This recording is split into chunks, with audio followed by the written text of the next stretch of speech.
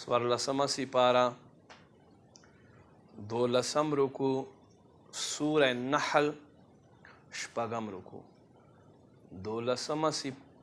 سورلسمه سپاره 12 رکوع سوره نحل شپږم رکوع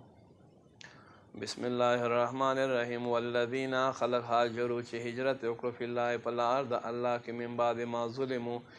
وروستو د مظلوم کېدا لنبوئنهم ضرور به موږ دوی امتحان اخلو فی الدنیا په دنیا کې حسنة په ښېګړه ولا اجر الاخرة اکبر او ضرور ثواب د آخرت لوی دی لو کانوا یعلمون که چیر دوی پوهېږي الذین خلق صبروا چې صبر وکړو وعلی ربهم یتوکلون دوی په خپل رب بروسه کوي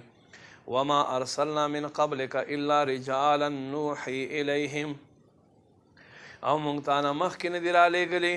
مګر ټول سړي چې مونږ دوی ته وحي کوو فاسألوا اهل ذکر پس تاسو تپوس کوئ علم والونه ان کنتم لا تعلمون که تاسو نه پوهېږئ بالبینات والزبر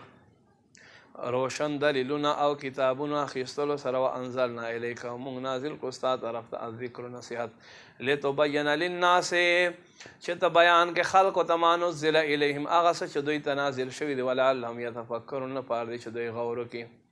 افامن الذین مکروا السیئات آیا ځان په امن کې سمجاو کوي چا چې د بدګړو سازشونه وکړو ان یخسف الله بهم الارض چې الله دوی په ځمکه کې خښ کړي او یاتیهم الله عذابو یا الله راوړي عذاب من حیث لا یشعرون داسې ځینه چې دوی ته خبر نه وي او یاخذهم فی تقلبهم یا الله دوی ونیسي په ګرځېدلو دوی کې فما هم بمعجزین پس دوی الله نشي ستړی کولی او یاخذهم علی تخوف یا دوی الله رب کریم گرفتار کی په نقصان سره فإن ربکم لرؤوف الرحیم بس بېشکه د ستا رب ضرور رحم کوونکی مهربان دی اولم یروا الی ما خلق الله من شیء آیا دوی نه ګوري هغه څه ته چې الله پیدا کړي څه شیزونه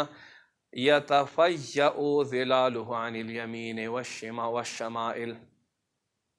هغه سوري خواره دي ښي طرف ته او ګس طرف ته سجدا لله الله ته په سجده کولو سره وهم داخرون په داسې حال کې چې الله په حضور ځان ذلیلوي ولله یسجد ما فی السماوات وما فی الارض الله ته سجده کوي څه چې په اسمانونو کې دي او څه چې په ځمکو کې دي من دابة په ځمکه باندې ګرځېدونکو نه والملائکة او فرشتې وهم لا یستکبرون او دوی غرور د الله عبادت نه کوي الله عبادت نه غرور نه کوي یخافون ربهم من فوقهم د خپل رب یره لري رب کریم یره لري ویفعلون ما یؤمرون او څه چې دوی ته حکم کیږي هغه کار کوي رب په حضور باندې